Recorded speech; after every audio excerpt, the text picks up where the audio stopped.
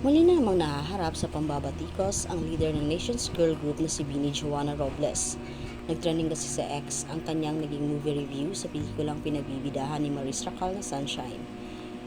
Isa kasi si Joanna sa mga personal na pumila at nanood kasama ang kanyang mami para magbigay suporta kina Maris at sa direktor ng pelikulang si Direk Antoinette Hadaone. A must-watch movie. Congrats po, Direk Antoinette Hadaone. And thank you po for sharing this movie to everyone. Kailangan to, lalo na ng generation namin. And to Ate Maris, napakahusay niyo po. You gave your whole heart to the role. I love how it tackled mental health na kapag yan na yung tinitira, ang lakas-lakas na ng loob natin gumawa ng mga bagay na ikapapahamak natin sa Ate Joanna. Aniya mahalagang malaman, maintindihan at makiramdam sa maaring pinagdaraanan ng ibang tao. Sa mga katulad ni Sunshine, you are seen and you are strong. Strength isn't about being tough, it's about choosing to keep going kahit ang bigat-bigat na. Sa mga hindi, mag-isip ng mabuti, huwag nating ipagpalit ang future natin sa pansamantalang happiness. Napakagandang pelikula po, sabi pa ni Joanna.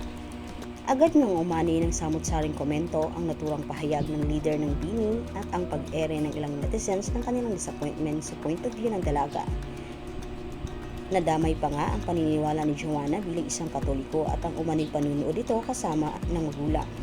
Ang masasabi ko lang ay it definitely didn't help na Jo watch the film beside her very conservative and Catholic parents, saad ng isang netizen.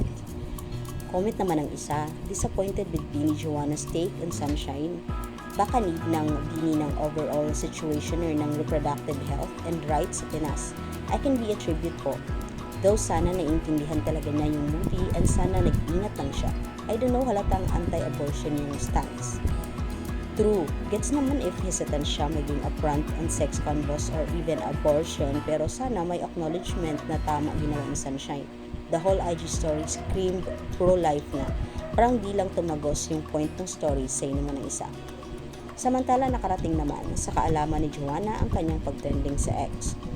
I appreciate the constructive feedback po. If my choice of words and how I posted Sunshine's experience came across differently than I intended, I sincerely apologize po. What I hope to emphasize was the weight of societal pressure, how crucial support systems are, and how access to proper education can empower people to make informed, safe decisions for themselves, whatever those decisions may be, say ni Joanna.